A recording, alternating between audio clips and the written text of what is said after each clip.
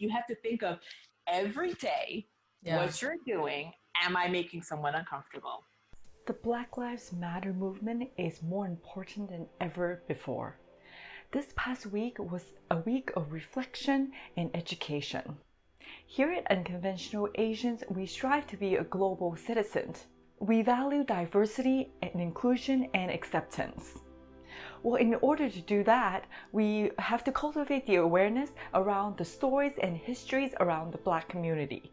We also have to understand our own biases that might be ingrained subconsciously from our culture and from what we have consumed. Subscribe to the channel if you're an unconventional Asian.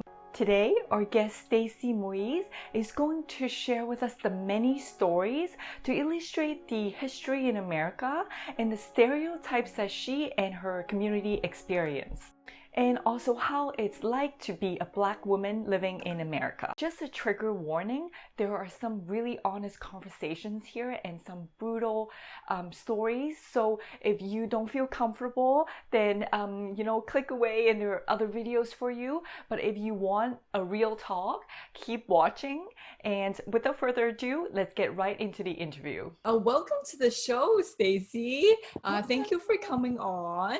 Thank you for having me. Yeah, so right now, the Black Lives Matter movement is happening, and we're just waking up to this realization of like the systemic issues that we're having as a society.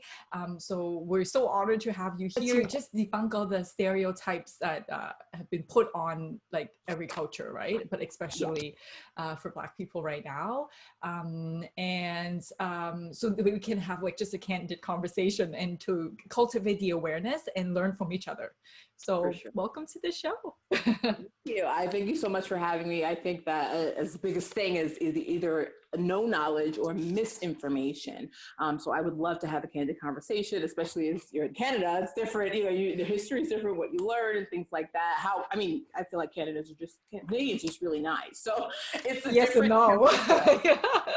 Compared to like the US and like New York, I'm from New York originally. It's just like, it's a different temperature. So I'm so happy to be here. Thank you for having me. I'm so excited to have this conversation. That's great. Yay. So let's just start with like how we met. We were at the Matthew Hassi retreat, right? How many years ago now? Like 6 years ago, right? I know, I think it was 2014. Crazy. Yeah. Time flies. Yeah. And so we were sitting next to each other when we were doing like a certain exercise. I forgot what it was. And then I just remember your energy, your positivity, and you're a comedian as well. So super funny, and I love it. And so it's just so glad we can like be here today, right? Because thank you. And same with you. When you messaged me, she's like, "Do you remember me?" I'm like, "I will never forget such a beautiful spirit and such great energy. We had a good time." Of course, I remember you. Yeah, it was awesome. Thank you. Yeah. Let's talk about your upbringing a little bit, so then the audience can get to know your story and have a reference point. Sure. So I am 32 years old, born and raised in New York. I recently just moved to Los Angeles, but I say but, not like it's a bad thing. My parents are actually immigrants. So and we'll get into it, I almost have a different mentality than people who are like born here, their parents are born here, because immigrants have a different mentality. They just do. But I have seen a lot, experienced a lot. They're from Haiti. They came here when they were 16. I have my degree in sociology. I am no expert by any means. I don't speak for anybody. I'm just telling you what I know, what I've heard, what I feel, etc. And yeah, I do comedy, of course. I've been in different fields. I've been in the entertainment industry. I've been in the legal industry, like for my 9 to 5. So I have a lot of versatile experiences, and more importantly, I am mostly self-taught. And when I say self-taught, I didn't make these things up. I went and found these books. I went and found this information because the number one issue is that white history is the curriculum in America. It's part of your 8th, 9th, 10th, 11th grade, whatever, social studies and things like that.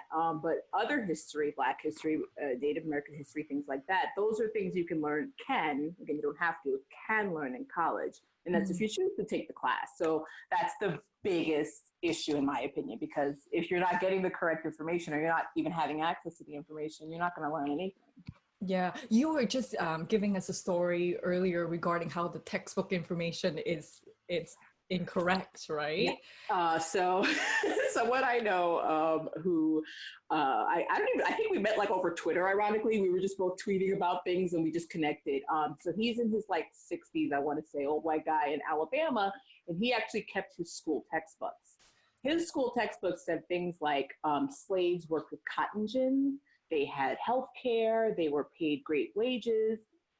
None of that is true, but it's in a textbook in school. So again, whatever you learn in school, you're not going to doubt. So like, I know it's stupid for people to say the earth is flat, but like, I'm not mad because it's like you have to question everything you were learned almost, you know? So yeah, and that's again, a textbook. That's something that people are learning for generations. They're going to teach their kids, they're going to study on tests, and they're going to think it's fact, and it's not, unfortunately.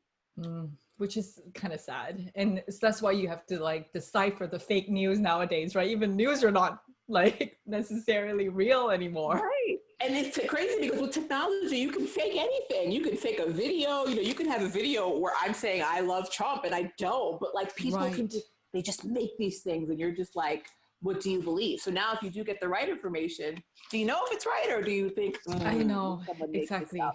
Yeah. And some of these stories you're going to hear sound so god awful, you're going to think they're made up. I promise you they are not. They're not. Yeah. So let's get into that, I guess, because I think right now it's like there's so much injustice that we're finally witnessing, right? But I'm sure you've heard of them or seen them or experienced them all along. They were just under the surface and we are not aware of it. Do you have some stories to tell? I mean, I just want it to be as real as possible. Like, that's what we're here for. And we just need to like wake up to it and we're not shy for sure. or try to avoid anything. So. Yeah, I do stand-up comedy. I'm not shy. So let's awesome. I like to start with my first racist experience because everyone always says like, when was your first racist? What happened? Blah, blah. I was probably 7 or 8. Me and my sister were on vacation. I thought we were at Disney World, but she said we were in North Carolina. I don't remember. We vacationed a lot in warmer places, so it was somewhere warm, like at a resort. And we were in the pool, and this little boy, 5 or 6 years old, came up to us and told us that we needed to get out of the pool because our skin was dirty. Now, let me rewind to years ago where Blacks were not allowed to be in swimming pools at all. Like, you know, not just, no colored allowed, but like even after there was desegregation, I can't remember the name of the celebrity, but it was a celebrity that went into a pool. Like she just was defiantly like, well, I'm going in.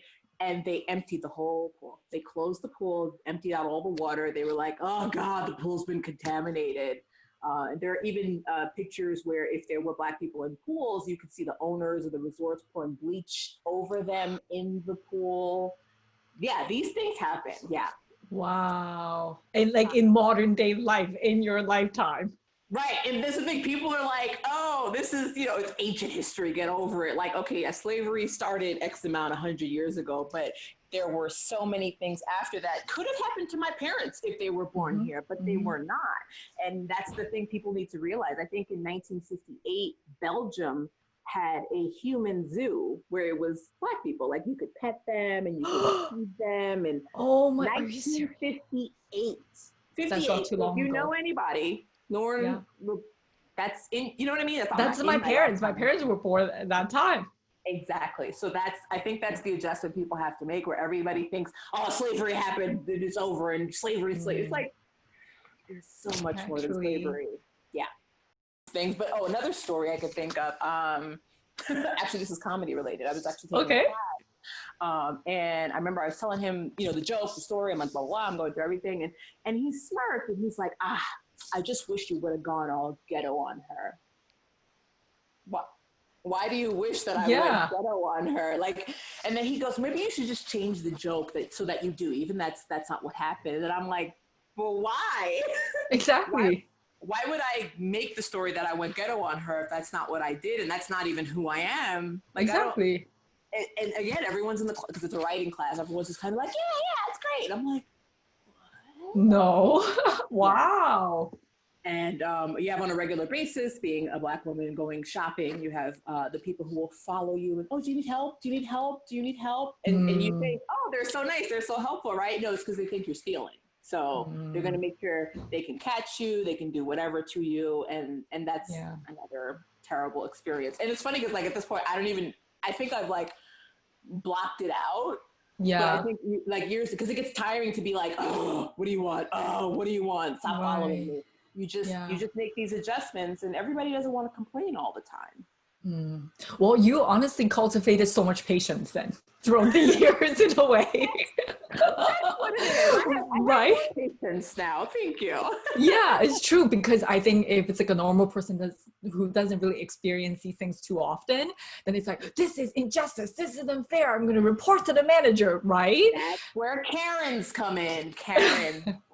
I heard a quote. It says, when you're so used to being privileged that equality feels like oppression. So yes. They're out of Brussels sprouts. I'm sorry, Karen. No, we don't need, she's going to ask for the manager. She's going to ask for a credit. She's going to go on Yelp. And that's what it is. Any little inconvenience becomes World War 17, because when you're used to having your way, any little thing, and if somebody says no, it's like, what do you mean no? Excuse me. And that's where you get that from. And they don't realize it's from privilege. And speaking of privilege, I always like to make this clarification. Everyone sees it differently. They think, oh, you think my life was easier because I was white, blah, blah, blah. That's not it. I want to make this so clear. Yeah. Privilege means your life was not harder because of the color of your skin. That's all it means. We're not saying it was easier. We're not saying you were born with a silver spoon in your mouth. We're not saying you live in a mansion. There are white people that are homeless. We get it. Life is hard. What we're saying is that you've never had to have that issue because of the color of your skin. Not you, obviously, Glover. No, but like in general, Right, your life has never been harder. You've never been turned down for a job. You've never had a cab drive past you because they didn't want to pick you up. Those are things you don't experience. So that's the privilege we're talking about. And I think once you make that change, people are a little more open to say, oh, okay, you're not saying I'm spoiled. Okay, I got it. Right, because nobody likes to be attacked and not acknowledged for the hardships that we each individually have, because we all have our own shit to deal with, right? Not someone's story. You have been through nothing. I don't know what you've been through.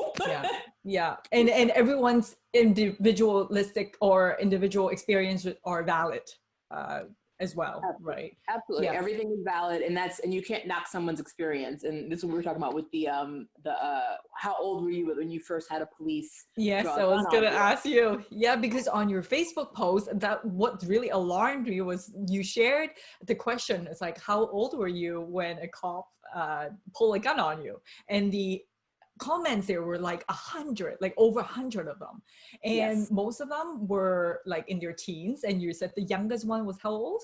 9 years old. Not even double digits. I was like, I hope I don't see a single digit age. And someone did say 9. They said that their house was raided. I didn't get into details because again, I'm not going to say, oh, it was raided. Who's a drug dealer? Right, some people do. They automatically say, well, that's why you had a gun in your face. But in the same respect, you have a 7-year-old girl, I think she was 9, Aiyana Jones, who was killed that way.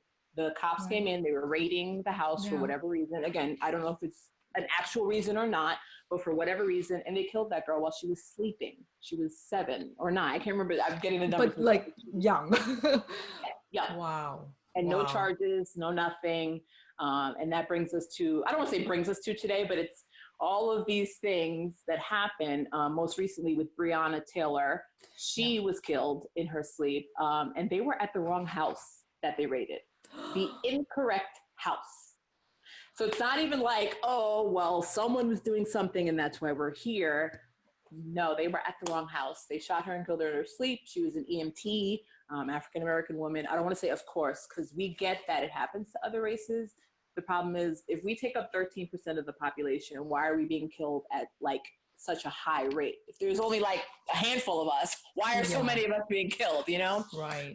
So that was something that happened. And it's just a matter of all these events, and it's just one after the other and one after the other. And then you kind of just reach the breaking point, which is, I think, basically where we are today with Black Lives Matter. Yeah. And perfect segue into how do you feel about the movement right now? I love the movement. I think it's important to understand that Black Lives Matter means just that. Black Lives Matter. We're not saying more than yours. We're not saying, yours doesn't. It doesn't. It literally, we're just saying, hi, help us. Hello, we are in trouble. And there are so many examples. Like if your house is on fire, you know, and I'm going to say, oh yeah, I'm going to call the fire department. Your neighbor's not going to be like, well, what about my house? You'll be like, well, your house. But your house is not on fire. You got it. And Yeah. that's what we're saying. We're just saying you guys are being killed at an alarming rate by the police.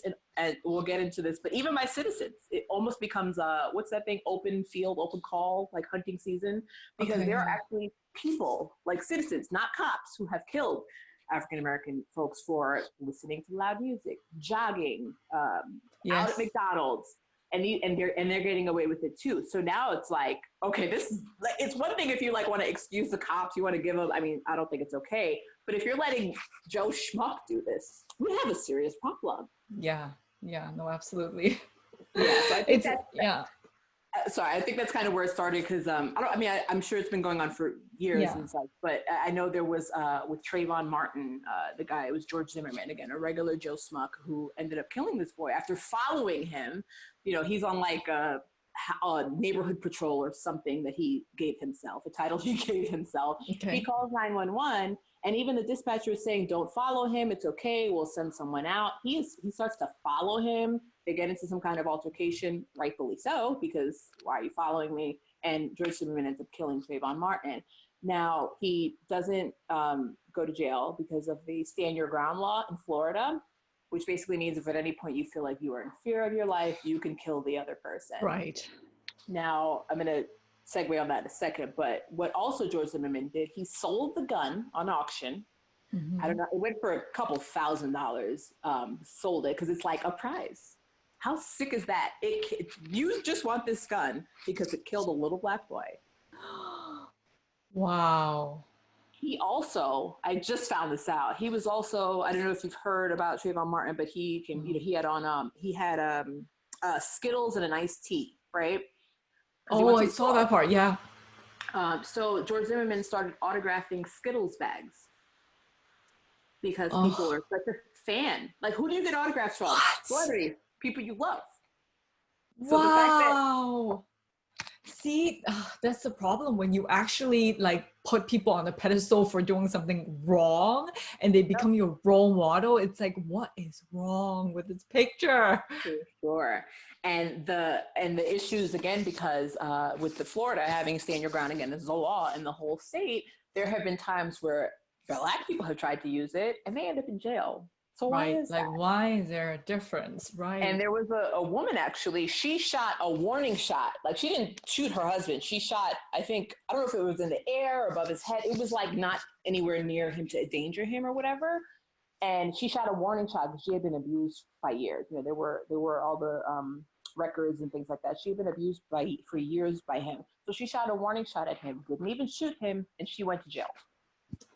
Yeah, see. So that double standard, exactly. Yeah. Do you find a difference in between a Black woman and a Black man in the way they are treated?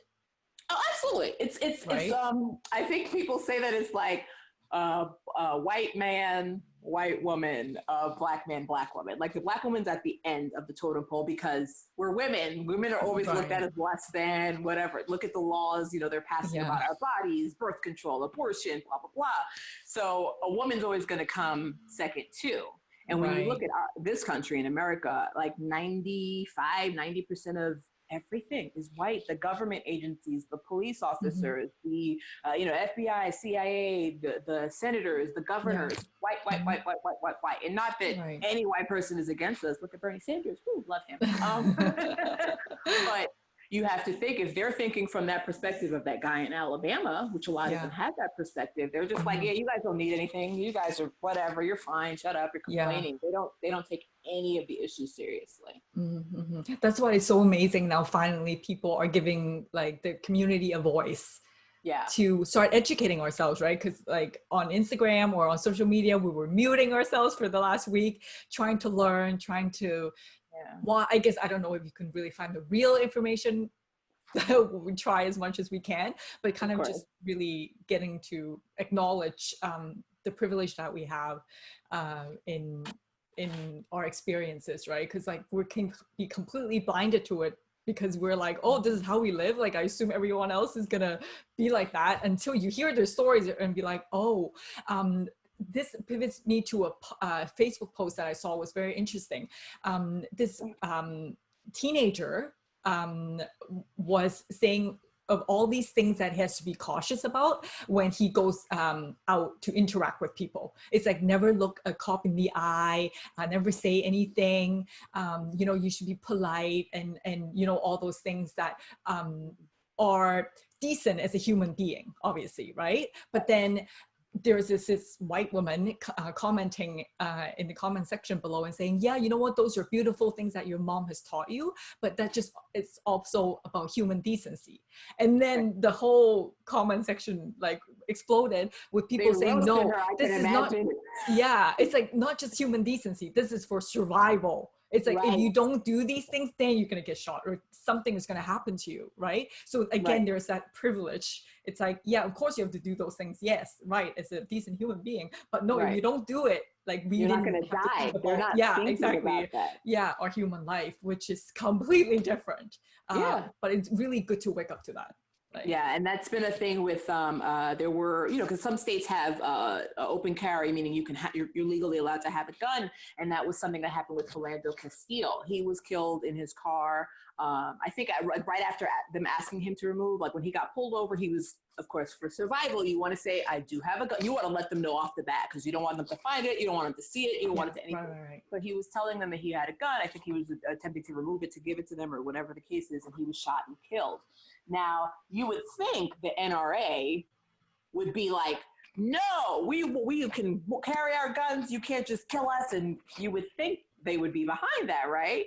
Yeah. Not a word. The only time the NRA had ever spoken up against any kind of gun ownership, carrying anything like that, was when the Black Panthers had actually stormed the Capitol with semi-automatic rifles. That's when they were like, yeah, no, we don't like this. And it's like, do you not like the guns? Because you're the NRA. So I don't think that's the issue. Oh, it's who has the guns? Oh, okay. And that becomes that, again, the double standard of what one person can do versus another. Right. So I guess to begin dissolving this whole issue begins with maybe a history lesson. Yes. So with the history lesson, even if you give it to some people, they'll be like, that's not true. They can't erase what they've learned and take it and erase it. Right. And it's hard. We can't really change anybody except ourselves. So let's just start with ourselves, like right here, right? One person at a time. That's all we can do, something that we can control, right? And so if you don't mind kind of like educating us on that, because I know you prepare for us today. I got my little notebook. Okay, there was so much happening, I don't even know where to begin. I guess, okay, obviously slavery happened. The thing with slavery, and I'm not even going to go in much into it, you can watch a movie, you probably learned about it. But the thing with slavery is that it wasn't just, oh, you go work for me for free. That wasn't what it is. It was, you are a cotton gin. Like, you're a thing. They were not considered human. Yeah, I mean, I hope you guys learned the whole 3/5 of a human. That's why they can vote and things like that. So when you desensitize someone, when you say, oh, you're not even a thing, you're not even a person, I can do whatever I want to you. I can beat you. I can kill you. I can kill your so-and-so. I can starve you. You're just a thing. Like, think about how you may treat some of your stuff. You may throw it on the floor. You know what I mean? Right. So like really just objectifying the person. Yeah. Absolutely. So then after that was over, and I say over because yes, laws were passed and we got rid of segregation, but it's like got rid of slavery. It's like it didn't happen for a couple of years until after that. Like, and then even after that, then they started putting in laws to say, well, you know, you're not a slave, you're not going to work for me, but XYZ. And they would just find things. So, okay, think about it. Slaves didn't know how to read. Are they going to vote? They don't know what the voting ballot looks like. They didn't really learn much about anything. Now they have to go out and survive.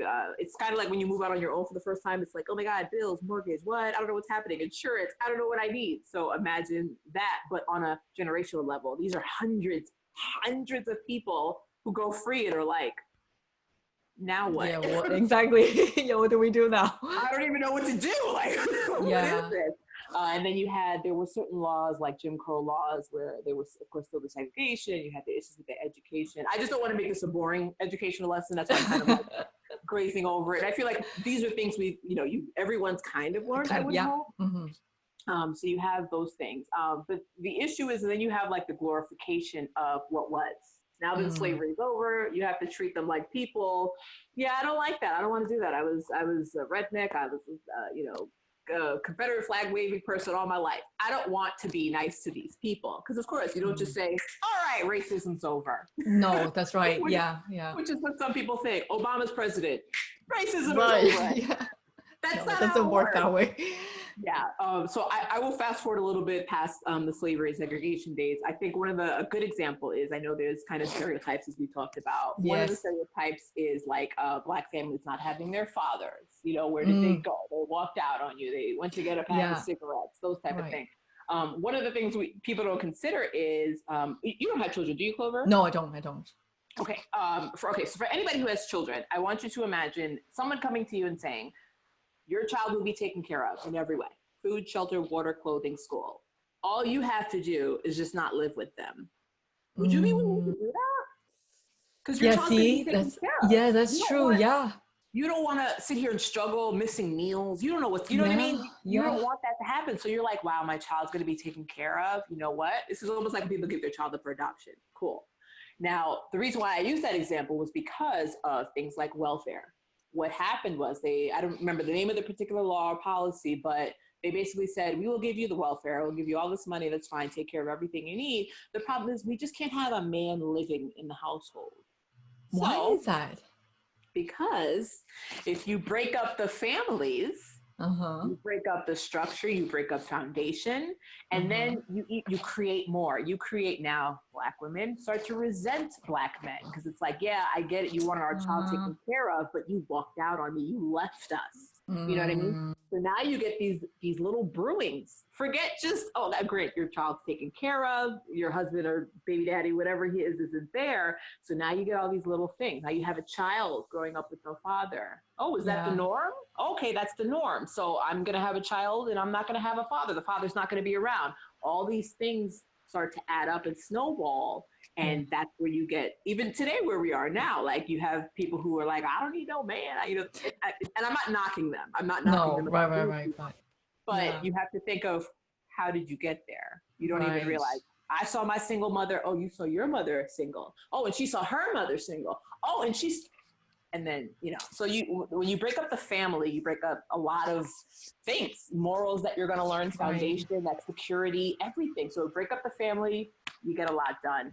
And there was actually a book I read, Behold a Pale Horse. This is like extreme. So like, if you're like just learning stuff, don't read this book quite yet. Okay. I was going to say, is it good for us to read as beginners? No. No, it's not about race. Actually, this is more about the class issue, which is the bigger issue. The racism came because classism wasn't as easy to showcase, if that makes sense. Like, again, it's the same with if you break up the family. So if you separate me from Joe, because Joe's white, I'm Black. If we make the same amount of money, but you say Joe's better than me, Joe's gonna be like, heck yeah, all right, I like this. I'm better, I'm superior, awesome. And then you create racism. But the bigger issue is class. It's the wealthy people that want to protect the laws that they are making. They want to protect their money, their bubble, and everything like that. So racism is actually just it's like a pimple of the bigger. Interesting. Right. So they divide and conquer, basically. So the whole dividing issue makes people more angry. That's why, in a way, I think there's another stereotype of how we perceive like Black people or Black women would be that they're always angry. Yeah. Right? Because it's when you have a broken up family, when the man, it's like leaving you and not taking care of you, plus the race issue. Well, no wonder you're angry because you want to be heard. And the louder you are, the more people don't hear you, right? And the louder you even get it, it becomes like a whole cycle. Right. Like we've tried peaceful protests. You didn't like nobody like Colin Kaepernick taking a knee. He wasn't hurting anybody. He wasn't burning anything. He wasn't stealing anything. But guess what? Nobody liked that either. Back when there was segregation, we would sit, we would drink from the water fountain. We would sit at, booths we weren't supposed to. They didn't like that either. So it's like, okay, so how would you like us to do this? I know. It's Nobody like, has an no, answer. no, exactly. If you just keep saying, no, I don't like that. No, not like that. I don't want to see that. I don't want to hear that. And like you said, the anger builds up. But the issue with the angry Black woman, that kind of notion, it's completely false. I'm not saying this as a Black woman. I'm not just saying this because I'm a Black woman. I'm a loud person, so I understand why I can take it as angry. What? I'm sorry. Yeah. But other people, sometimes it's like I'm just expressing something that you probably don't want to hear, or I'm disagreeing with you. And now it's like, right. Yes. And it's like, I didn't do anything different from what anybody else does, especially if a man does it. Oh, he's a go-getter. Oh, he's a ball buster. Oh, yeah. A white woman does it, she may be a bitch. You know, they may call her a bitch or whatever. Right. Or be like, oh, she needs to get laid. Black woman does it, she's an angry Black woman. Black man does it, he's a threat. Like he can't raise his voice or speak sternly. He can't even stand up in the office because, you know, he may be towering down or someone may be seeing it as a threat. And that's everyday life. You have to think of every day what you're doing. Am I making someone uncomfortable? Right. Wow. You have to consider everything, like the feelings of everyone. Am I being perceived to be whatever stereotypes that people are putting on you? Then I guess right now with the whole self-love thing and standing up for yourself is not as easy as other people, right? It's like, okay, I'm just going to like voice my concerns and tell people like my boundaries, but now that's actually now a luxury. Angry? And it's like, I'm just doing something for myself. I'm not angry. I'm literally just vocalizing something.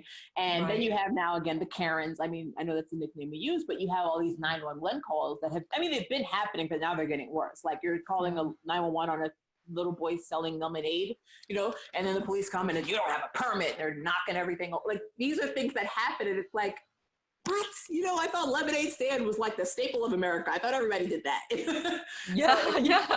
If you're going to keep calling 911 on for anything, if it's going to be a lemonade stand, if I'm in the library studying, you know, there was a girl studying in a building, I think NYU or something like that. And then the other person called 911 like she was trespassing. She's like, not only do I go to the school, but I live in the building. And it's like, no, you don't. No, you don't. And then the cops come. Okay, yeah. And I will say this. One of the bigger issues with policemen is the 911 calls.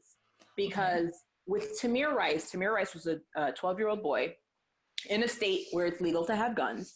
He was playing with a toy gun in a park. Like he's like by a gazebo, 12-year-old boy.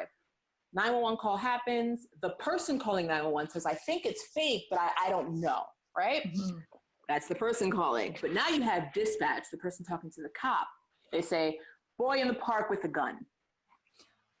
You know what I mean? And so it's like, okay, well, they're missing the detail of it might not be real. And I don't know if that would change anything. I have no idea. That might have changed something, that might not. I don't know. But if you're missing information, you're going to go in. Again, you see somebody has a gun. Now the cops are definitely going in high speed. They shot him in, it was like a second. Like they literally pull up, you see the door open and the kid is down. Like it's like, God, it happened so quickly. 12-year-old boy, toy gun. And again, I don't know if them being relayed the information of it may be a toy gun. And also that's another thing. It's a 12-year-old boy. It's a young boy, but that's another thing with people see Black people. They're like, oh, that's a grown man. There's a man at the park. It's like, that's a boy. But they look at us and they see something else. I don't know. I don't want to say a monster, but it's like they look at us, they age us differently. Like, but I'm like, when I look at movies, I'm like, okay, so you think I'm going to believe that girl's 16 years old in high school? So it's like white people do it too, but it's just, it's ingrained. It's ingrained, it's subconscious, and this is now my other segue here, because these are things we get taught and we don't realize. Jane Elliott, everyone look her up, love her, she's the best. I could go on about her for hours, just look her up. But Jane Elliott is someone who always talks about that, how you're getting taught these things and you don't realize. One of the things she showed is the U.S. map. Sorry, not the U.S. map, the world map. The world map that we have in the U.S. is so inaccurate. It has most countries where Europeans are that they look bigger than other countries, like Africa. I did not know that. I'm going to send you the post, the one, the Jane Elliott one. She actually just posted it because she shows you the picture. So basically, like, I think they show us like all the continents could fit on Africa. That's how big Africa is. But in our maps, Africa looks like, just not that big. It's just not as big. Really interesting. So it's not an accurate representation of the world. No. What? And she actually discovered it was because the Pope is the person who contracted whoever makes the maps, and he wanted it to show where Christianity spread. That's why. So Europeans usually go with Christianity. So that's the reason why, you know, Africa looks so small and Greenland looks so huge and all the, you know, all these other countries, etc. So another thing with being taught and giving these subliminal messages, I always like to bring up like cartoons. And people say cartoons, like maybe like Roadrunner, Bugs Bunny, what are we talking about? I say it's things like cartoons and video games where think about whenever somebody has like an alter ego or an evil version of them, they are darker. That's right. Their skin color is darker. That's their true. clothes is darker. Darker becomes bad. So you keep learning these things in the video games, the cartoon, the anime, the whatever, and even like with in other countries they have colorism too. Like I know like for even Asians they like lighter, Indians they like lighter, even though you guys that's have true. all colors. Yeah, we're all trying to be pale. Yeah. And that is so funny because white people want to tan. How funny! No, it's like the opposite. Yeah, the grass is always greener on the other side. My mom always says, she's like, everybody wants what they can't have. You got long hair, you keep cutting it off. You got short hair, you keep buying weaves. Like everybody wants what they can't have. So think about all these messages. And I mean, there are messages I probably don't even recognize, but there are all these little subliminal messages that keep happening and that get ingrained that eventually, like, that's just your train of thought, which is why I always say that's the issue with the police. They don't even, okay, I'm sure some of them are racist. Sure, fine, I get it. Like we've talked about how some of them are in the KKK and they also have badges. They're lawyers, they're judges. We get that. But a lot of it is subliminal. It's like, I don't know why this man scares me, but he scares me. Bang. Right, that's right. Yeah, so it's not to always blame on the individual that's like, or the cops that's doing the thing. It's almost like fight or flight, like an automatic response as a human being for safety. Because if we were taught the stereotype of Black people are dangerous, then we're like, oh my God, as soon as I see one, then I'm going to protect myself with whatever mechanism that you're used to. So as a cop, then it's like, okay, pull the gun on them. But if you just like peel back the layer and say, no, if you see this as a person, would you ever do that without like really investigating the situation and like shooting that 12-year-old boy? Right? Like you would actually confirm that this 12-year-old boy actually has a gun, right? Before you jump to the conclusion and shoot him like right away. But that's where it came from. Exactly. And that's the thing, because it's like, you almost can't help your subconscious unless you know it's there. So if you don't know these little biases are there and you just go about your day-to-day life, you're not going to think twice about it. And that's the issue, because it's like, oh, well, I mean, I don't know why I don't want to stand next to this person, but now I'm crossing the street. I don't know why I don't want to, and you just do it and you don't realize it. And those are the biases you have to check. And they're even worse. Okay, I hate to say it, but I feel like, yes, they're even worse in the medical field. They are. Oh my God, I don't even know where to begin. It's been studied, it's been proven, it's been shown. I think 2016 there was a study. I don't know how many people were done. It was people either residents or doctors, but it was at a particular hospital. And 50% did the survey and said that Black people could not feel pain. What? Could not. Oh, they felt it differently, or they're stronger. They could not feel pain. Right, because I know supposedly redheads like feel pain less or something like that, is, I don't know, something genetically. But yes, for Black people, they think that, their skin's thicker. That's why it's black, right? So they don't feel anything. It doesn't hurt them. Like, are you serious? Like, are you for real? These asinine ideas, and this is why a lot of Black folks either like they don't want to go to the doctor, or they end up dying in ways that they should not have. Beyonce talked about this, Serena talked about this after they gave birth. That's a big thing. A lot of Black women die after giving birth because it's like, something's not right. I don't feel right. Something hurts. They can complain about it, and it's like, okay, go home. Right. They don't take them seriously. And Beyonce and Serena, luckily, being Beyonce and Serena, they can think and they listen. But they said that they still felt like, why do I have to say this 3, 4, 5 times? It doesn't make any sense. Exactly. Yeah, you're hurting. Oh, come on, we're all humans. And that's the thing. It's like after giving birth, so it's like, and then the doctors are just like, oh yeah, well, you've never given birth before, so like you don't know how you're supposed to feel. So like you don't know what you're talking about. Like they will find any reason to just write them off and just be like, you're fine, it's okay. And that is a big thing in the medical field. I personally, I'll try to keep this a short story because it's a long story, but I went in, I had severe pain in my abdomen. Mind you, I have a very high pain tolerance, but I had such pain, went to the doctor, and doctor's like, oh, you have a UTI. I'm like, you don't need to run any tests. He's like, yeah, well, we're just going to give you antibiotics. I'm like, what? No. Yeah. What do you mean? Without testing anything. Yeah. Right. And the thing is, I'm me. When I don't like you know better yourself. Right. And most people, they'd be like, okay, antibiotics, cough it up. They wouldn't even think twice. But I was like, nope. So later on, they did a sonogram, I think. I had a huge cyst that had ruptured. Huge cyst. So the nurse comes in and she's running a line of saline. She says, you are dehydrated. I'm like, right, I haven't been able to eat. Like, everything hurts. I didn't understand what was happening. Yeah. So she's running the saline. And I was like, oh, well, where's the doctor? And she just kind of laughed, like, and I could tell that she knew that the doctor's ego had been bruised. And she was like, yeah, he's not coming back. He don't want to see you because you were right and he was wrong. And later on, I think like 3 months later, a friend of mine went in with a headache to that same emergency room, got that same doctor. He gave her Percocet for a headache. Oh my gosh, like seriously. So wow. Again, imagine, how do you go through life every day worrying about who may call 911 on you, who may be triggered or offended by something you say, who may be asking you, you know what I mean? That's why it's so exhausting, right?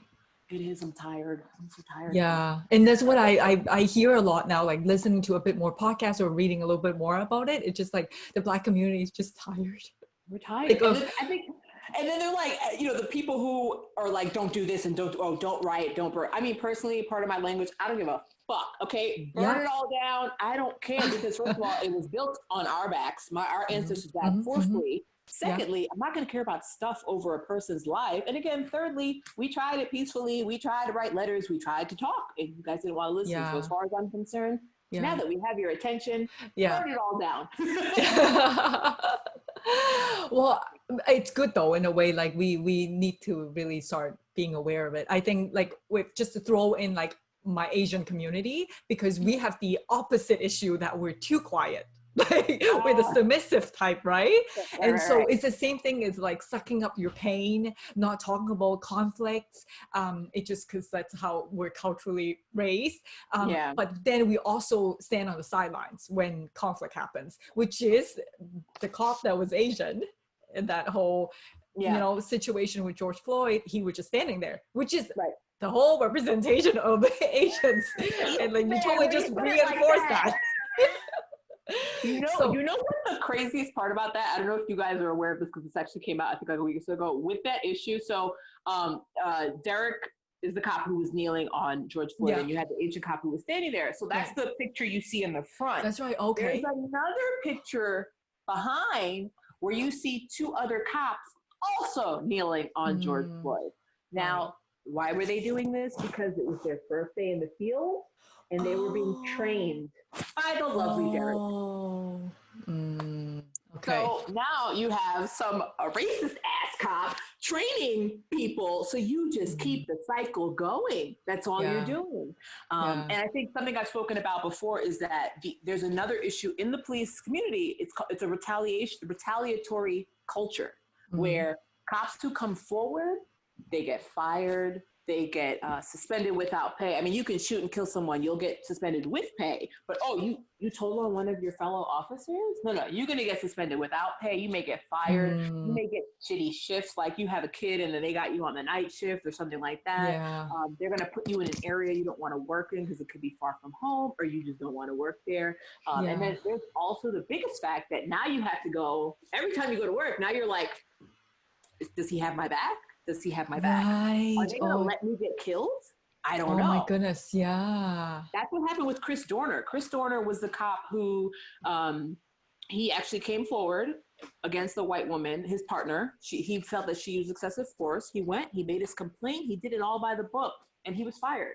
Granted, everything he did after that was absolutely bananas, but that's where it started. And I didn't even know that. I'm like, why don't I know this part of the story? I just know he killed cops and he was in a cabin. I don't know anything else. And it's like, because you don't want to tell on yourselves. The cops don't want to tell on themselves to say, oh yeah, we fired him because he did the right thing. And we just don't like that. Yeah, and that's the problem with media, right? Like they cut and paste or just give you one side of the story that it's biased towards the message that they want to send. And when I guess the public, usually we get lazy with digging up information, then we just watch that video and be outraged or whatever response that we're, that they want the whole society to have, then it creates this ripple effect of like, I don't know, whatever reactions that we're having, which right now, in a way, it's working for Black Lives Matter, at least, because it's like we're all like, okay, like there's something wrong here. We need to like, figure something out. So there's pros and cons with everything, and I don't think you can ever really know all sides of the story.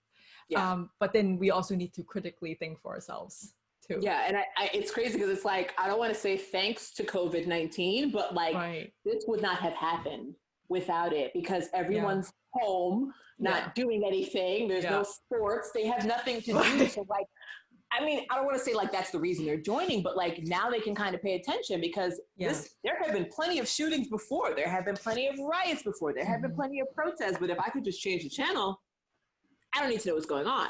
But now it's like, well, there's no game to watch. You can't go out to dinner with your friends. You can't go to the movies. It's like, watch this, take it in, enjoy it, watch it, and learn. So like everyone's like, even the New York Times bestseller list is like all Black educational books. Is that great? Oh, that's great. Okay. Isn't that amazing? Because now people want to educate themselves, and I think that's amazing. That's wonderful. Everyone can't have conversations like this. And like personally me, I don't mind having the conversations, but I know there are some other people who are like, fuck you, I'm tired, I don't want to talk to you. Yes, that's what I heard too. Yeah. But I mean, I know we're like sometimes a little lazy. It's like, okay, just tell us what to read. Like, like what should we watch? Actually, I'm going to send you a list. So, okay, great. I'll link it in the description box below movies, too. Even if you're not a reader, I can give you some movies to watch too. That's awesome. Fine. Yeah, that's perfect. I was like, should I ask you that question? No, I got you. I remember I was like, should I put it in the chat? I was like, I don't want to waste time reading down a whole. No, we'll put it in the description box below so then our audience can take a look. I need to go educate myself because like the thing is like it is honestly right now like I'm gonna say this.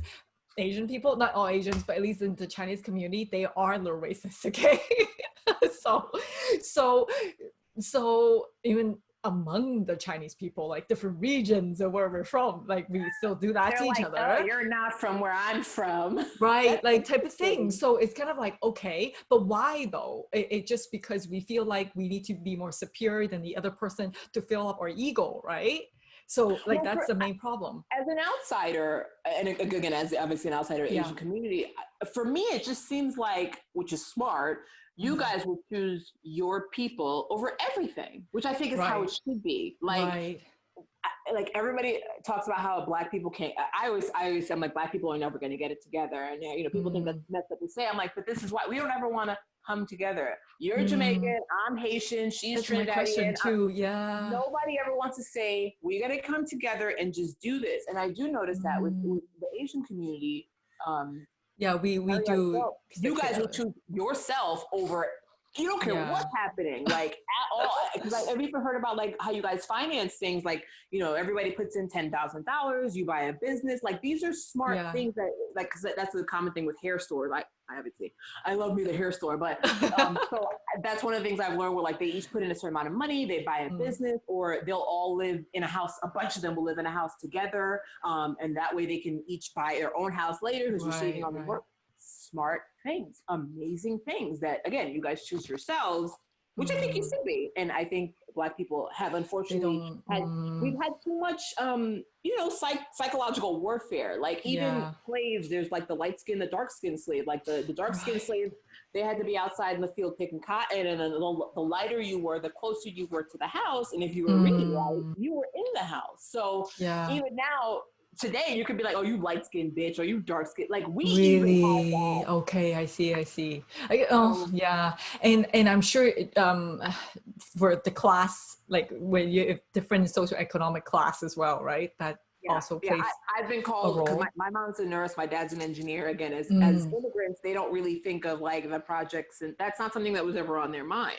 So I'm not rich, but yes, we're well off, we're comfortable, fine. Right. I remember always being like, people would talk shit to me like, oh, well, you're not Black, like, oh, you never lived on food stamps, or oh, you like if you didn't go through certain struggles, like you didn't live on food stamps, or you didn't heat the house with the oven, or oh, your dad and mom are still married. But like, people look at you and they think that you're not Black enough. That's another thing. And it's like, why do we have to keep just every time? Every time. Yeah. Well, I mean, that's in every culture though. Well, not every culture, but a lot of different cultures too. It's just like we glorify the trauma, like almost in a way. That is perfect. We are, oh my God, I'm going to post that to that, but I'll give you credit, don't worry. But yes, we are glorifying. Hashtag glorify trauma. That is it. You're right. That's what it is. Because we're like, yeah, what did the slave owners do to us? Let's do it to ourselves. And it's not our fault because it's psychology. It's like you don't even know how to unwrap yourself out of it. Yeah. You can't even fix it if you don't realize it. So glorifying trauma. I love that term. See, that's the thing. I'm like so passionate with actually now going into the subconscious belief and actually reprogramming it. The thing is like, we have like all these things that are put on us and we're not even aware in the conscious level. But then once we're aware of it, then you have the power to change it. Nobody says you have to stay there, but it gets so deep though, however, that it becomes automatic and you just, doing it over and over again. And of course, you're just going to have a certain trajectory when you do things repeatedly, right? Was that saying, but then there's a saying, if you, what is it called? The definition of insanity is when you do same thing over and over again, right? So it's like, okay, maybe it's time to change. And we have the power to change. America, we're insane. We are literally doing the same thing. We're like going through history again. Like we're doing the same chapter and we're just like doing it wrong. I don't understand. I don't get it. Well, I think it's in humanity, a lot of us are kind of repeating the same pattern. But we can break it. And I think this whole COVID thing hopefully is kind of waking up people to the different systemic problems that we have, and also even individually, like relationships. A lot of people are getting divorced, they're like, oh, wait a second, this is not working out. You know what it is? It's like, imagine like you don't like someone, but you're married to them. I mean, I feel like you're always going to love your spouse. You may not always like them though. I don't care what it is. That's true. That's true. And that's a fact. Yeah. And then, so I feel like for an extended period of time of looking at that person and realizing how like I'm sure like now they sneeze and you're just like, oh, why do they sneeze like that? Why is it so annoying? Why do they breathe like that? Like everything they do. And yes, then comes divorce. So you're correct, 100%. I actually, because you said glorify the trauma, you just made me think of something. So that is actually a big thing. After actually, this may have been before segregation was over. Around the time segregation was ending, one of the things, like I said, because they want to hold on to the way things were, they would use lynchings on postcards. Okay. So the lynchings are like when they hang them and whip them, burn them, cut them up sometimes, all these crazy things. They would use the pictures on postcards. So it's like, oh, I want to say hi to my friend. Here's a good picture. Like, glorifying the trauma. Oh my gosh. Most recently in Elgin, Illinois, there's actually a mural on a wall. It's like a bunch of people and it looks like a beautiful mural, but upon research, the picture is actually from a lynching. So it's like, wait, you took this moment in history, someone was lynched, burned and hung up there, and that's the moment you said, let's paint this on this wall. That's crazy. Because you're so proud of it, right? Isn't that like disgusting? Yeah, it is disgusting. But then on the flip side, see the prosecutors are proud of the whatever that's happening, but then the victim also glorify their trauma themselves because they're like, if you haven't been through all these struggles and shit, then you don't belong, then you're not Black enough, right? So you're literally, both sides are doing the same thing. You're doing the job. It's like, so the whole thing is the white man. That's like what everybody calls the issue. Right. So it's like, now you're doing what the white man was doing to us. You're doing it to yourself. And again, that's part of, again, you break the foundation, you mess with the psyche. Eventually it's like, they're just putty. You just mold them and put them like stick figures wherever you want, because at this point we're blindly following. We're just like, that's the norm. This is what we do. So, we just really got to wake up. It's really like, But hopefully it's changing. I mean, at least people are educating themselves. So that's the first step, right? Yes. What else did I want to talk about? There's so much. I know there is so much. Is there like one more story you can share with us that you find it will be of very, myself or of someone? well, whatever you think that's like more impactful. Oh, here, okay. Yeah. John Crawford the third. This guy was shot in Walmart. Mind you, he was shot in Walmart because someone called 911 because he had a gun. Walmart sells guns. Yes, I heard. He was in the gun aisle. Right. And I think it was a BB gun, mind you. And again, going back to Tamir Rice, are we going to do research and find out? And I can understand that because at the end of the day, if it's going to be me or you, I'm going to pick me. I understand that. Yeah, no, it's true. If you're in Walmart and like you think, and I'm sorry, and this guy has a gun because this is what you've been told, but he's not, everybody on the ground, give me your money. He just has a gun in Walmart. Right. So what's the problem? Yeah. He was shot in like, again, a few seconds, so quickly. Within a few seconds in the aisle. I don't even think he was asked. I think it was like, drop the weapon, bang. Like, you can't tell me to drop my weapon and then not give when me you just, It's the same with getting pulled over. You tell me to get my license and registration, but I start reaching for my glove compartment and you get scared and you shoot me. I can't win. Yeah, so he was shot at Walmart, a place that sells guns. So it's like, if I'm in a state that allows me to carry a gun, I have a gun. I still get killed. I'm in a store that sells guns. I'm holding a gun. I'm killed. I don't have a gun. I'm killed. I'm naked. So I clearly don't have a weapon. I'm killed. And that's happened to like 4 or 5 different people. Like they were in the shower. They were just coming out of I'm like, so if I'm naked, like what, did you think his penis was the gun? I don't understand.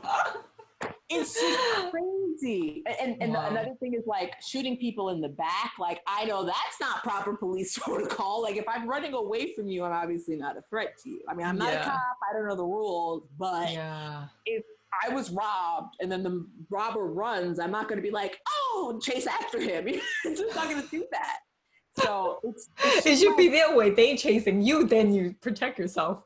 Right. So it's like, you're not a threat to me because you're going away from me. So that's another one. There was there's back in the 90s, there were a few big cases. There was Sean Bell, Amador Diallo, and Abner Louima. If you combine the 3 of those, it's almost 200 bullets between the 3 of them that they were shot. Because I think one was 41, one was 50 something. So like, I'm sorry, I should say higher hundreds. I shouldn't say almost 200, but like 120, something like that. For 3 people? Exactly. And one of the things was like, that became the, police brutality. People started waking up because I believe it was Abner Louima or Amador Diallo. I unfortunately confused the 2. I apologize. No worries, But one of them was assaulted with, they broke off a broomstick handle and sodomized him with it. And it was like a court case that everyone was like, what?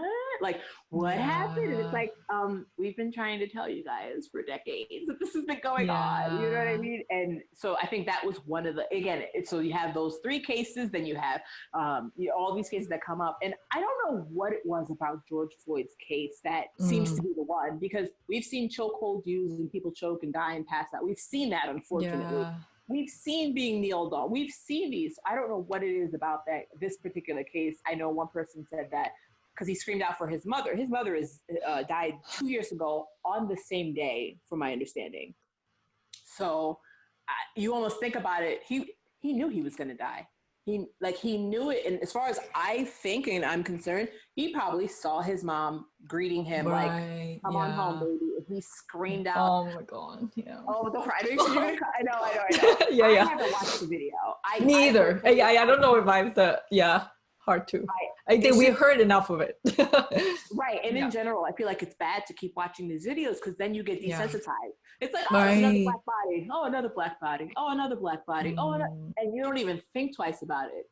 And again, that's part of the narrative, because when those cops were shot, they didn't show any footage, video, pictures. You didn't even see a body with a sheet over it. They didn't show you anything. Why? Because they never want you to be desensitized to a cop getting killed. Oh, but black people? Yeah, put them all over the street. We put pictures, videos, and it's the same when, when we talk about how, like, why are they killing us so much? It's like, well, you apprehended how many mass shooters? You had no problem taking them in handcuffs. Dylann Roof, he prayed with them and then he shot them in a church. You took them to Burger King after, okay? So we know you're capable of putting on cuffs. We know that you can do it. But again, you see it and you're like, I don't know why I'm scared, but I'm scared. Bang. That's really what it boils down to. Yeah, it's just so sad. I was listening to a podcast and they were saying, like, this is from like a white guy doing the podcast, and he said why this is so, I guess, gut wrenching is that they saw the whole process, like from beginning to end, how, you know, he was choked, told, and everything, to a point he died.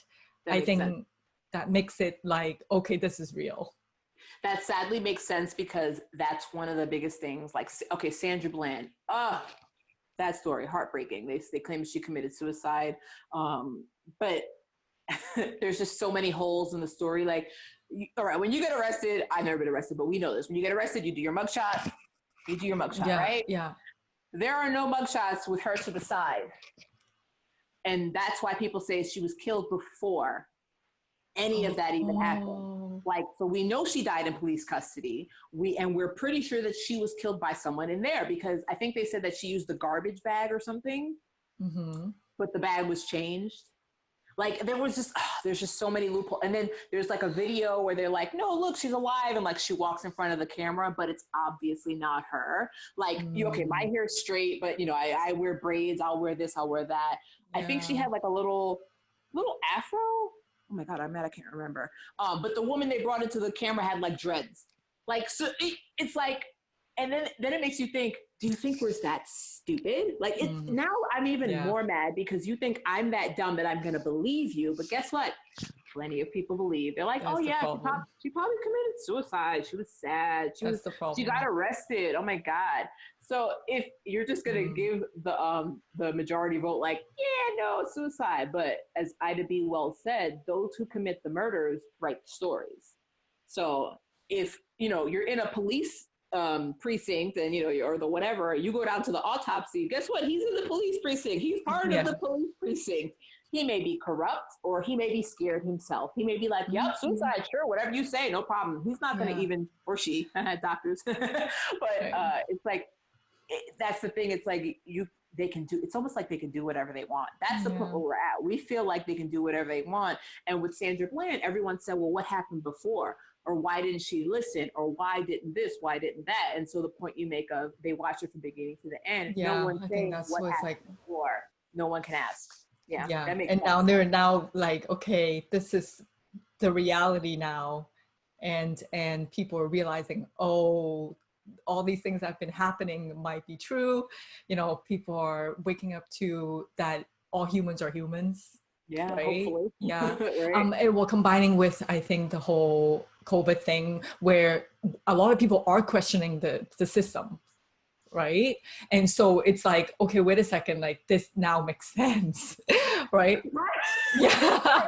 It's like, oh, but we have to see it enough times to believe it almost in a way, because it's so in the subconscious, right?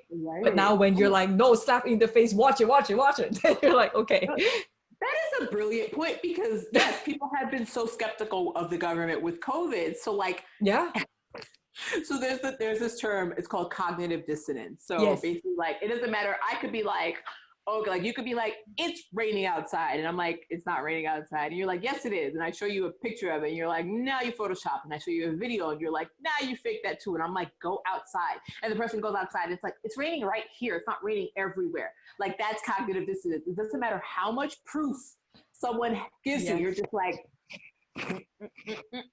So I guess with COVID, they're like, oh, I guess the government is kind of stupid, huh? Okay. Let's see what everyone's been talking about. And then now all of a sudden, that's a really good point. I didn't even think of that. I thought of COVID as people were home and, you know, there is so much with COVID right now. But that makes perfect sense, honestly. Yeah, for sure. Yeah, and people always, it's almost also confirmation bias. Right? So it's like, okay, I believe in this reality, so I will watch everything that confirms the evidence of this evidence. Exactly. And you would discount everything else that doesn't come into your confirmation, right? So then people will just always believe what they have been believing until proven otherwise. But then even trying to prove another point is so hard, because it's like, if you're not open-minded to it, then that's never going to happen. But this COVID thing, it's like a whole, let's shove everything under pull everything in the rug, and then people are just like, oh shit, like there are all these like underlying issues that we should start We've been dusting under the rug, just the rug's like this, and now and now we're like, let's pull it. It's like everything is exposed, right? Which can be a beautiful moment, honestly, but it's also a crazy chaotic moment, but it's also the greatest opportunity. I said the same thing. I love that this is happening. I'm very happy about it. There was another one. We talked about the system.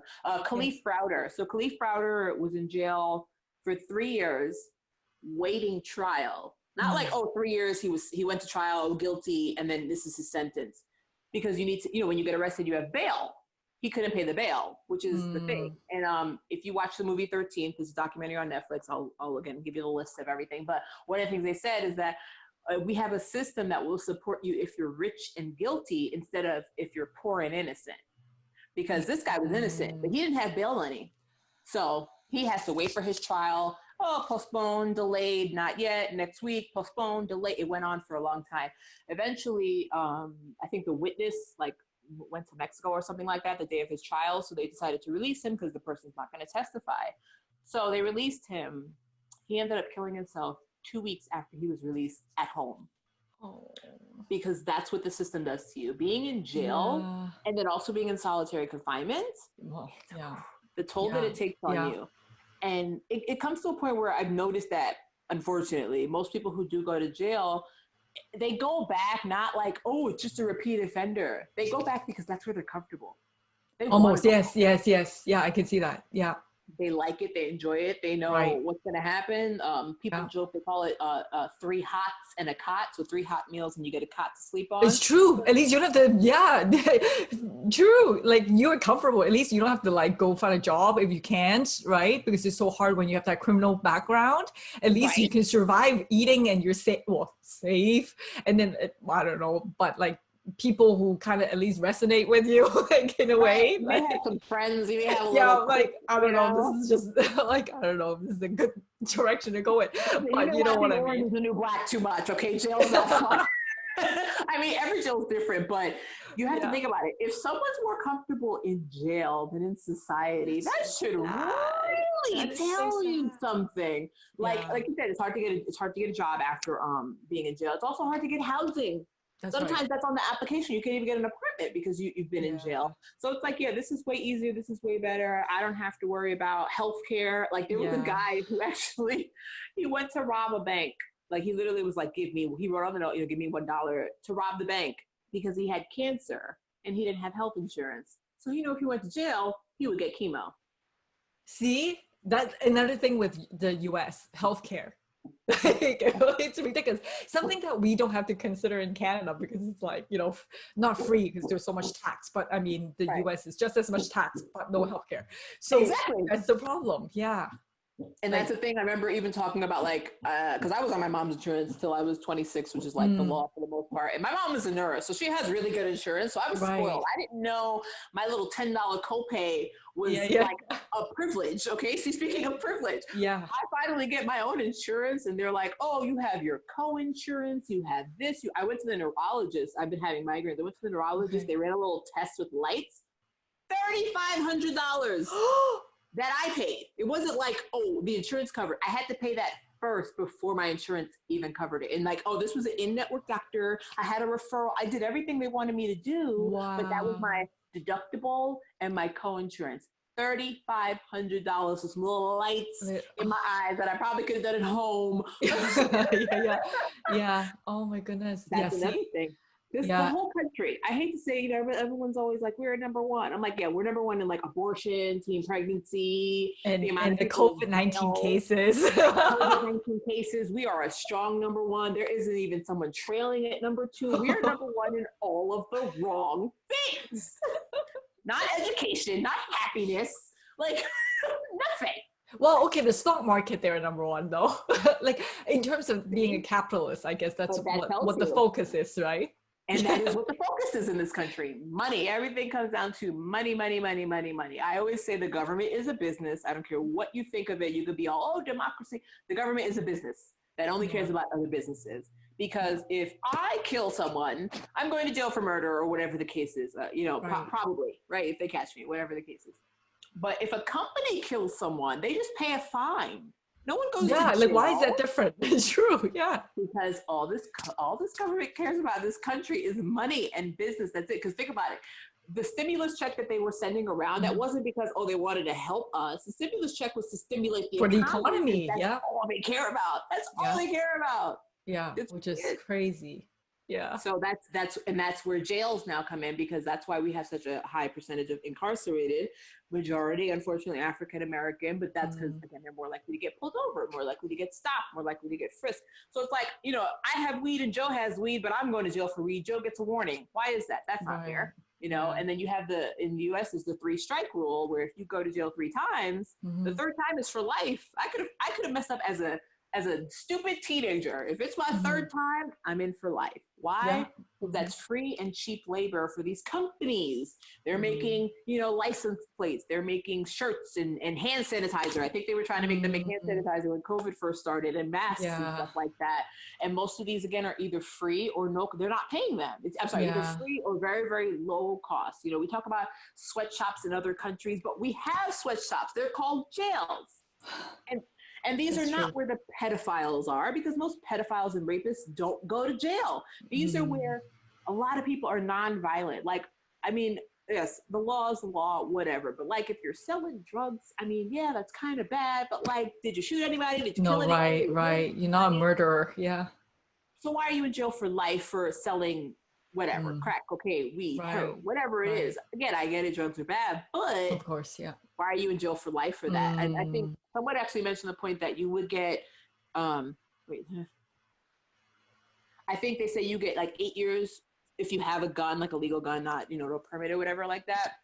And it's but then you would get 25 for life if you kill someone. It's that's a pretty big gap. If I have a gun, I have the capacity to kill someone. If you feel that killing someone, you know what I mean? There's just so many just things. Doesn't think that's flawed. Yeah, it just doesn't make sense. So because every episode we want to kind of have a takeaway, right? The action that we can do. So what are some taboo things that we should not talk about, when we're communicating with the Black community right now?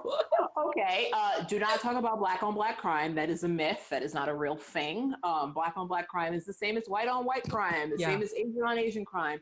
You live near people who usually look like you. So odds are, if I commit a crime, I'm not going to drive 7 hours to go commit a crime. I'm going to do it somewhere here. You know what I mean? So that's all it is. And if people really, the way people talk about Black on Black crime, I'm okay, well, let's talk about white on white crime, because all those mass shooters are white. So they're killing a bunch of white people. I don't seem to think you care about why that. do you bring this up? And then when the mass shooter does, a mass shooting, what do? They show their high school headshot. That's true.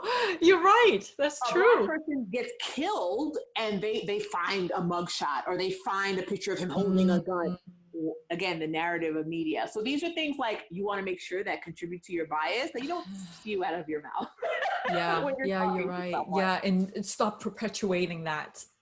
And actually get to know the people, right? Like right now we're having this lovely conversation, and then honestly, if it wasn't for this, I wouldn't, let's be real, I wouldn't reach out, right?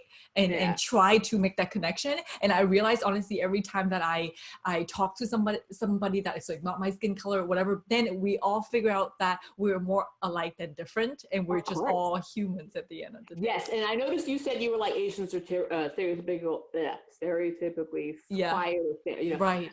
Well, you have to think, you guys have had your own battles too, especially on U.S. soil. And when you guys when they were put in camps, you guys were vocal. No, we did too. Yeah, of course. You talk when you need to talk for your. But again, it's usually for your people. But I have seen a lot of Asians come forward, and it's great. The gays are joining us.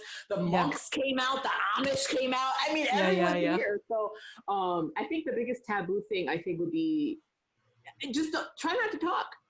Listen.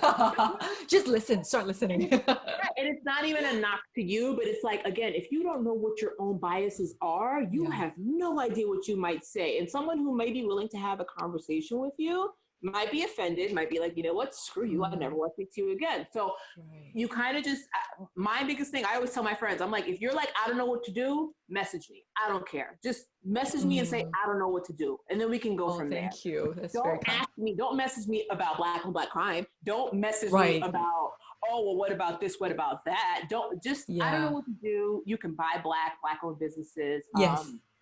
Another thing, I didn't talk about this. I know this is you're on the takeaway part, but super quick. And I talk about how the government has been a big role in destroying Black communities as well. Not just with like welfare and making sure the fathers are home. You know, you have that they bombed Tulsa, Oklahoma.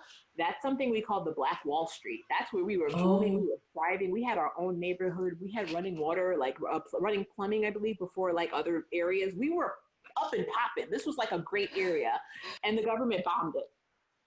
They bombed it. They were like, no more good stuff for you. Same with Manhattan, Seneca Village. That was another Black community that was up and booming, up and thriving. And they were just like, I don't think they bombed it, but they kind of like made everybody like get out and stuff like that. So they had a park. And then there's even another park in New York where it's a park, but it's on top of slaves that were buried. So they just like, we're just gonna put this park here, like, you know, the glorifying the trauma, as we said. And that's the government. If our own government is doing these things to us, how do you like? I want you to imagine what that's like in your day-to-day life, like trying to function, trying to do something, and you're like, okay, but what's somebody gonna do to stop me? Almost, you have to think like that almost. I don't, because I'm like, you have one life. If something happens, I die. I left my mark. I made people laugh. I was kind, you know. But there are some people who are like, I'm too scared to do something because I'm worried something's going to happen to me. Like people don't want to start a business because they're worried someone's going to mess up the business. They don't, or honestly, sometimes they can't get the business because they'll be denied for a loan because of the color of their skin. So it's a vicious cycle of, it's like, I don't know what to do. I know what I can do for myself, but it's like, at this point, we've tried everything else and we just keep getting, you know, roadblocks. So I think it just all starts with awareness of ourselves and the biases that we have, right? That again is no fault of our own because we were just passed down with the generations of all these things that are in us. And if we can kind of like dig that up and then be aware of it, and then also be curious with other cultures and question those beliefs that we always had, hopefully then it becomes a ripple effect. Because like if you're the change, then other people can see that. If they get inspired, then like the whole world heals in a way, right? Yeah, for sure. It's you're right. Awareness and conversation. It's really all about knowledge, for sure. Yeah. Well, thank you so much, Stacey. We could talk forever and ever, but we don't want to bore the audience. But that was not boring at all because it's the most educational and like it's a real talk that we definitely need more of nowadays. So really appreciate you for sharing your experience and all those stories that you have shared with us today. Thank you for having me. I'm happy to share. And anybody who watches this can message me. I'm on Facebook, Instagram, all that good stuff. So let's share your information. What is like you have your handle or whatever that. So on Instagram and Twitter and everything is really, other than Facebook, is Stacey's Funny. So STACYS Funny. I don't have an E in my name, guys. Everyone always spells it wrong. It's fine. And then on Facebook, my name's Stacey Moise. So STACY, last name M like Mary, OISE. I'm not taking any friend requests right now because I don't know people's motivations, but you can message me Sounds great. on either or. Awesome. Okay, thank you again. Thank you. Bye. Bye. We touch on so many topics here in this episode, and I know it can get really overwhelming. So comment in the comment section below what one takeaway that you had. And I've definitely learned so much, and there's more to learn for sure. So make sure you click those links in the description box below, and there are all the names that Stacey has mentioned and all the resources that she has shared with us, and you can start educating ourselves from there. It is so important for the Asian community now to stand with the Black community to start these conversations. I know sometimes it can be really uncomfortable, but growth and change starts with pushing outside of the comfort zone. Thank you so much for watching, and make sure you subscribe and click that button down there if you enjoy these videos and for real and candid conversations. Until next time, dare to be authentic.